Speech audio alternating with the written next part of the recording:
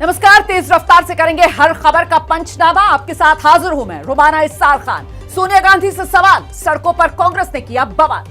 नमस्कार, आपके साथ मैं हूं शगुन शर्मा। न्यूड फोटो के मामले में क्या रणवीर सिंह जेल जाएंगे? पूरी खबर पंचनामा में दिखाएंगे आपको। नमस्कार, मैं अखिलेश आनंद हूं। गुजरात में जहरीली शराब से मौत का आंकड़ा भी बढ़ रहा है और साथ ही सियासत भी तेज है। नमस्कार, पंचनामा में मैं हूं आपके साथ शिरीन। कॉमनवेल्थ गेम्स से पहले कैसे लगा देश को झटका? देश के गोल्डन बॉय हो गए हैं बाहर। आगे पूरी खबर आपके सामने। नमस्कार, मैं आपके साथ शोभना यादव। लेकिन पंचनामा की शुरुआत बंगाल में घोटाले से जुड़ी बड़ी खबर के साथ करेंगे। शिक्षक भर्ती घोटाले में गिरफ्तार ममता बनर्जी के मंत्री पार्थ चैटर्जी और अर्पिता मुखर्जी से हुई ईडी की पूछताछ के बाद कई बड़े और चौंकाने वाले खुलासे हो रहे हैं। जैसे जैसे जांच आगे बढ़ रही है, घोटाले का दायरा भी बड़ा होता जा रहा है। ईडी ने कुछ और लोगों को सम्मन देकर पूछताछ के लिए बुलाया है। तो पश्चिम बंगाल भर्ती घोटाले में नया खुलासा। 2012 की भर्ती में भी घोटाला होने का शक। पार्थ चैटर्जी के घर से दस्तावेज मिले हैं। सूत्रों के हवाले से खबर, 2012 के टीईटी रिजल्ट की पहली और दूसरी लिस्ट मिली है। 2012 में पहली लिस्ट रद्द कर दूसरी लिस्ट जारी हुई थी, यानी ये घोटाला 2012 में भी हुआ था। पहली लिस्ट रद्द कर दूसरी लिस्ट जारी हुई। 2012 की भर्ती में घोटाला होने का शक।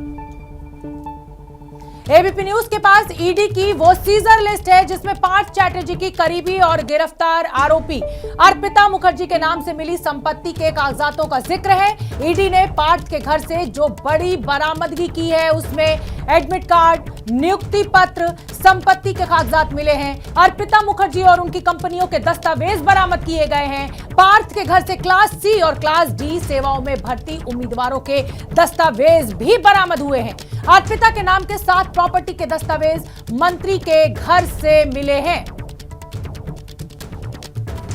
मनोज्ञा लोहिवाल से बात करेंगे। मनोज्ञा, आपसे जानना चाहेंगे कि और क्या कुछ खुलासा हुआ है? ये दस्तावेज तमाम बरामद हुए हैं, प्रॉपर्टी के कागज सीज हुए हैं, तमाम साक्ष्य हाथ लगे हैं, और आगे क्या कुछ होगा इसमें? अब देखिए, सबसे बड़ी बात है कि एक काली डायरी मिली है और उस काली डायरी में क्या बहुत सारे काले कारनामे और इस काले पैसे का हिसाब किताब भी है। ये जानकारी इस समय ईडी लेने की कोशिश कर रही है। दिन भर पूछताछ हुई है। दोपहर में जब पूछताछ हुई है तो अभी तक अर्पिता को तो ईडी के लॉकअप में रखा गया, लेकिन क्योंकि पार्थ चैटर्जी की तबीयत 2 बार खराब हो चुकी है, एक बार उनको एम्स ले जाकर चेकअप करा के वापस लेकर आए हैं, इसलिए अब ईडी ने कॉन्फ्रेंस रूम को ही तब्दील कर दिया है उनके लॉकअप में, जिससे आने वाले दिनों में कोई तबीयत ना खराब हो। क्योंकि कोर्ट इस मामले की निगरानी कर रहा है। हर 48 घंटे पर उनकी जांच, उनके स्वास्थ्य की जांच जरूरी है। हालांकि अब ये जांच की आंच धीरे धीरे बाकी तृणमूल कांग्रेस के नेताओं पर भी पहुंच रही है। कल एक और विधायक को बुला लिया गया है इस आधार पर कि क्या उनका कोई इस समय जो टीचर्स ट्रेनिंग प्रोग्राम में जो अपॉइंटमेंट्स और जितने भी जो नियुक्ति पत्र थे, क्या उसमें भी कोई उनका हाथ रहा है कि नहीं। और इस डायरी के आधार पर ही अब तय होगा कि क्या तृणमूल कांग्रेस के बाकी जिला स्तर के, मंत्री स्तर के नेताओं को भी इसमें से हिस्सा जाता था या नहीं। बिल्कुल मनोज्ञा, आप रहिए हमारे साथ, लौटेंगे आपके पास। तो कल ईडी ने अर्पिता मुखर्जी के घर से 2 डायरी जब्त की थी। उसको लेकर एबीपी न्यूज को सूत्रों के हवाले से अब एक्सक्लूसिव जानकारी मिली है, और जो जानकारी सामने आ रही है उसके मुताबिक डायरी में काले धन का पूरा हिसाब किताब, किसको कितना हिस्सा देना है उसका लेखा जोखा, ऊपर से लेकर जिला लेवल तक के नेताओं को कट मनी। डायरी में कई बातें कोड वर्ड भी दर्ज की गई हैं। डायरी में कई मंत्री, कई नेताओं के नंबर्स मौजूद हैं। काली डायरी में कुछ लोगों के नाम बाकायदा बोल्ड किए गए।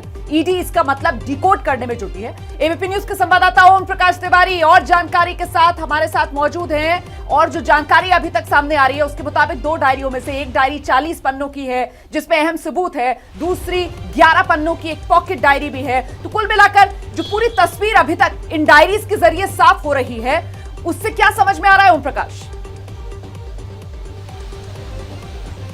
देखिए रोमाना, मैं आपको बता दूं कि 2 डायरियां महत्वपूर्ण हैं जो डायरियां बरामद हुई हैं। इनमें से एक डायरी में अर्पिता मुखर्जी, सूत्रों के मुताबिक जो अब तक की जो डायरियां डिकोड की गई हैं उसके मुताबिक इनमें से एक डायरी में अर्पिता मुखर्जी जो नकदी अपने बैंक खातों में जमा करती थी उसका सिलसिलेवार तरीके से विवरण है।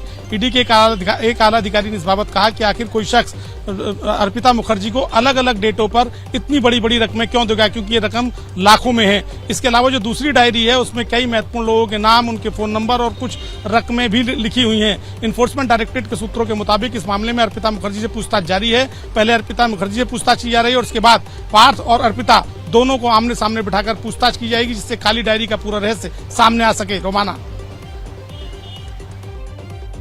और देखिए, शिक्षक भर्ती घोटाले में ममता बनर्जी के जो मंत्री हैं पार्थ चैटर्जी, उनके राज अब धीरे धीरे सामने आने लगे हैं। शिक्षक भर्ती घोटाले में ममता के मंत्री पार्थ चैटर्जी पर शिकंजा कसता जा रहा है। पहले तो मंत्री के करीबी अर्पिता मुखर्जी के घर से पैसों का ढेर बरामद हुआ और अब ईडी ने पार्थ चैटर्जी के घर से एडमिट कार्ड, नियुक्ति पत्र और संपत्ति के कागजात भी जब्त किए हैं। ये सारे दस्तावेज क्लास सी और डी में भर्ती वाले उम्मीदवारों से जुड़े हैं। इतना ही नहीं, मंत्री के घर से अर्पिता मुखर्जी के नाम पर 7 प्रॉपर्टी के कागजात बरामद हुए हैं। आपको बता दें कि कल ही अर्पिता के घर से भी एक काली डायरी जब्त की गई थी, जिसमें घूसखोरी के खेल का पूरा काला चिट्ठा दर्ज है।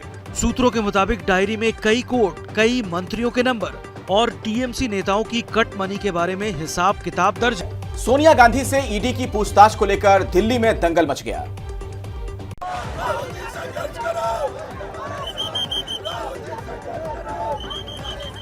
नेशनल हेराल्ड केस में आज सोनिया गांधी से ईडी ने दूसरी बार पूछताछ की, जिसको लेकर सड़कों पर बवाल मचा। सोनिया से लंच से पहले आज फिर ईडी ने करीब 3 घंटे पूछताछ की। सूत्रों के मुताबिक सोनिया से ईडी ने पूछा, यंग इंडियन बनाने का आइडिया किसका था? यंग इंडियन को लेकर कितनी बैठकों में आप शामिल थी? क्या यंग इंडियन को लेकर कोई बैठक 10 जनपद में हुई? कांग्रेस ने एजेएल को लोन दिया तो बैलेंस शीट में क्यों नहीं दिखाया? क्या आपको और राहुल गांधी को सीधा फायदा नहीं हुआ? वहीं कांग्रेस पूछताछ को तानाशाही बता रही है तो बीजेपी कांग्रेस के विरोध को नौटंकी। ये जानबूझ करके ट्रैफिक जाम करवा रहे हैं, रोक रहे हमारे लोगों को आने से। पूरे प्रदेश में, पूरे देश में इतना भयंकर आक्रोश है, लोग आना चाहते हैं यहाँ पर। 5,000 करोड़ रुपए का करप्शन का अगर चार्जेस सोनिया जी और राहुल जी के ऊपर है तो स्वाभाविक रूप से पूछताछ भी उन्हीं से। तो सोनिया गांधी से ईडी पूछताछ कर रही है, जिसे लेकर कांग्रेस ने सड़कों पर बवाल किया है। जंजीर बढ़ाकर साध मुझे, हाँ हाँ दुर्योधन बांध मुझे। सोनिया से पूछताछ पर कांग्रेस का संग्राम और इंदिरा तक का नाम। कांग्रेस ने दिनकर की कविता के साथ इंदिरा गांधी और राहुल गांधी की तस्वीरों को ट्वीट किया। सोनिया गांधी से पूछताछ वाले दिन जांच एजेंसियों के दुरुपयोग का आरोप लगाते हुए आज राहुल गांधी की अगुवाई में पूरी कांग्रेस सड़कों पर संघर्ष करती रही। हमें यहाँ बैठने नहीं दे रहे, अंदर बात नहीं करी जा रही है, डिस्कशन नहीं अलाउड है और यहाँ पे हमसे अरेस्ट कर रहे हैं। हिंदुस्तान की स्थिति है, पुलिस स्टेट है, मोदी जी राजा है, पुलिस स्टेट है। ज्ञापन सौंपने राष्ट्रपति भवन जा रहे कांग्रेस सांसदों को पुलिस ने हिरासत में ले लिया। राहुल समेत सभी नेताओं को पुलिस किंग्सवे कैंप लेकर चली गई। तो सोनिया गांधी से ईडी की पूछताछ, विरोध प्रदर्शन जारी और कांग्रेस के विरोध प्रदर्शन के दौरान एक हैरान करने वाली तस्वीर सामने आई, वो भी देखिए।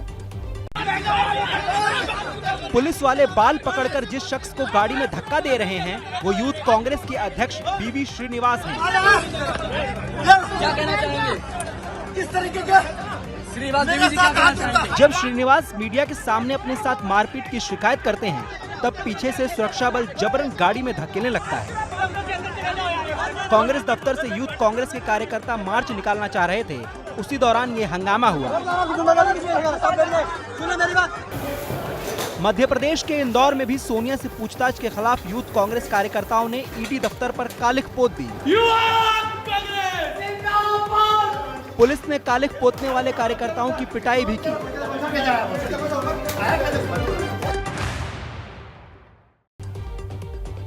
महंगाई के मुद्दे पर राज्यसभा में हंगामा करने वाले 19 सांसदों को आज निलंबित कर दिया गया। महंगाई और जीएसटी के मुद्दे पर आज फिर सदन के दोनों सदनों में विपक्षी सांसदों ने हंगामा किया। विपक्ष ने महंगाई और जीएसटी पर चर्चा की मांग को लेकर सदन के अंदर नारेबाजी की। इतना ही नहीं, राज्यसभा में उपसभापति भुवनेश्वर कलिता पर पेपर फेंका गया, जिसके बाद राज्यसभा से विपक्ष के 19 सांसदों का निलंबन किया गया। इसमें टीएमसी के 7, डीएमके के 6, टीआरएस के 3 और लेफ्ट के 3 सांसद शामिल हैं। तो वहीं दूसरी तरफ कल लोकसभा से निलंबित कांग्रेस सांसदों ने संसद परिसर में गांधी प्रतिमा के सामने निलंबन का नोटिस फाड़कर कार्यवाही पर विरोध दर्ज करवाया। चारों निलंबित सांसद ज्योतिमणि, माणिक टैगोर, टीएन प्रतापन और रामिया हरिदास ने सरकार के खिलाफ नारेबाजी भी की। अगली खबर का रुख करते हैं। क्या न्यूड फोटोशूट को लेकर अभिनेता रणवीर सिंह जेल जाएंगे? न्यूड फोटोशूट केस में अभिनेता रणवीर सिंह पर गिरफ्तारी की तलवार लटक रही है। रणवीर सिंह के न्यूड फोटोशूट को लेकर मुंबई पुलिस ने केस दर्ज कर लिया है। रणवीर सिंह पर आईपीसी की धारा 292, 293 और 509 के तहत मुकदमा दर्ज किया गया है। साथ ही रणवीर पर आईटी एक्ट की धारा 67A के तहत भी मुकदमा दर्ज किया गया है। आईटी एक्ट 67A के तहत दोषी पाए जाने पर 5 साल की सजा और 10 लाख तक का जुर्माना लग सकता है। सबसे बड़ी बात यह है कि यह धारा गैर जमानती है। न्यूड फोटोशूट को लेकर रणवीर सिंह के खिलाफ देश भर में प्रदर्शन हो रहे हैं। अगली खबर गुजरात से है। शराबबंदी वाले गुजरात में जहरीली शराब से 35 लोगों की मौत हो गई। गुजरात के वोटाद में जहरीली शराब से मरने वालों का आंकड़ा लगातार बढ़ता जा रहा है। हिरासत में लिए गए लोगों से पुलिस पूछताछ कर रही है। जहरीली शराब को लेकर बड़ा खुलासा हुआ है कि वोटाद में शराब के नाम पर मिथेनॉल में जहरीला केमिकल बांटा गया, जिसे अहमदाबाद की कंपनी से चुराया गया था। इसी मिथेनॉल को सीधे पानी में मिलाकर शराब के नाम पर बांटा गया। पुलिस ने मिथेनॉल सप्लाई करने वाले आरोपी जयेश को गिरफ्तार कर लिया है। गुजरात पुलिस की एसआईटी टीम पूरे मामले की जांच कर रही है। बरवाला, रानपुर और अहमदाबाद ग्रामीण में 3 एफआईआर दर्ज की गई है। मामले में अब तक 13 लोगों को हिरासत में लिया गया है, जिनसे पूछताछ जारी है। और अब बात कॉमनवेल्थ गेम्स की, जिसके शुरू होने से पहले ही भारत को एक बड़ा झटका लगा है। ओलंपिक में गोल्ड मेडल जीतकर इतिहास रचने वाले नीरज चोपड़ा कॉमनवेल्थ गेम्स में हिस्सा नहीं ले पाएंगे। देश के star javelin thrower Neeraj Chopra चोटिल हैं। इसी वजह से उन्हें टूर्नामेंट से बाहर होना पड़ा है। नीरज ने हाल ही में और वर्ल्ड चैंपियनशिप में सिल्वर मेडल जीता है। इसी वर्ल्ड चैंपियनशिप के दौरान नीरज चोटिल हुए हैं। नीरज चोपड़ा को ग्रोइन इंजरी है, जिसे ठीक होने में अभी वक्त लगेगा। नीरज के चोटिल होने की खबर से भारत की उम्मीदों को बड़ा झटका लगा है, क्योंकि कॉमनवेल्थ गेम्स में नीरज भारत की सबसे बड़ी उम्मीद माने जा रहे थे। बता दें कि इस बार के कॉमनवेल्थ गेम का आयोजन इंग्लैंड के बर्मिंघम में होने वाला है। इसकी शुरुआत 28 जुलाई से होगी। और आगे बढ़ेंगे। अगली खबर रेगिस्तान कहे जाने वाले राजस्थान से, जहां के शहर जोधपुर में भारी बारिश के चलते बाढ़ जैसे हालात पैदा हो गए हैं। जोधपुर की सड़कों पर सैलाब सितम ढा रहा है। एक तरफ छोटी कारें पानी में बहती नजर आई, तो दूसरी तरफ पानी घरों और दुकानों के अंदर घुस गया। इन सब्जी वालों को देखिए, जो अपनी दुकानों के डूबने के बाद यहाँ सब्जी को बचाने की जुगत कर रहे हैं। गलियों में तो हालात और भी बुरे हैं। पानी घरों में घुस गया है। घर के बाहर खड़ी बाइक और कार तो पानी में पूरी तरह डूब गई है। शहर के साथ जोधपुर का रायका बाग पैलेस रेलवे स्टेशन भी पानी के सितम झेल रहा है। रेलवे स्टेशन पर जल भराव ऐसा हुआ कि पटरियां गायब हो गईं, जिसके बाद कई ट्रेनों को रद्द करना पड़ा। जोधपुर में करीब 15 घंटे से लगातार हो रही मूसलाधार बारिश के चलते 30 से अधिक बस्तियां और कॉलोनियों में बाढ़ जैसे हालात हो गए, जिसके बाद प्रशासन ने जिले के सभी स्कूलों में छुट्टी का ऐलान कर दिया है।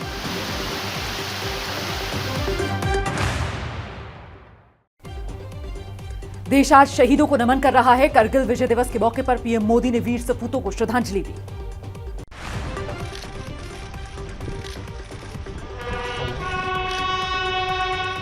करगिल विजय दिवस के मौके पर रक्षा मंत्री राजनाथ सिंह ने नेशनल वॉर मेमोरियल में शहीद जवानों को श्रद्धांजलि दी। पीएम मोदी ने भी देश के वीर सपूतों के नाम वीडियो संदेश जारी कर शहीदों को नमन किया। देश के लिए जो जीने और मरने की परवाह नहीं करते, वो अजर अमर होते। आज के ही दिन साल 1999 में भारतीय सेना ने पाकिस्तानी घुसपैठियों को खदेड़कर टाइगर हिल पर कब्जा जमाया। इसी को लेकर आज देश भर में करगिल विजय दिवस मनाया गया। देश के लगभग सभी राज्यों के मुख्यमंत्रियों ने शहीदों को शहीद स्मारकों पर जाकर श्रद्धांजलि दी। यूपी के मुख्यमंत्री योगी आदित्यनाथ ने लखनऊ में करगिल शहीद स्मृति वाटिका में जवानों को फूल चढ़ाकर नमन किया। भारत माता के। तो वहीं प्रयागराज में फाइन आर्ट्स के छात्रों ने शहीदों को अपनी कला के जरिए श्रद्धांजलि दी। जैसे ही घड़ी का काटा दोपहर 2:30 पे आए, बबीता जी का दिल सास बहू साजिश के लिए मचल जाए। और ये है इनकी बहू, पूरे दिन ऑफिस की टेंशन हो जाए गॉन जब ये करें अपना फेवरेट शो फ्री टाइम पे ऑन। इनकी तरह आप भी देखिए अपना फेवरेट शो अपने टाइम पर और डाउनलोड कीजिए एबीपी लाइव ऐप अपने स्मार्ट टीवी पर।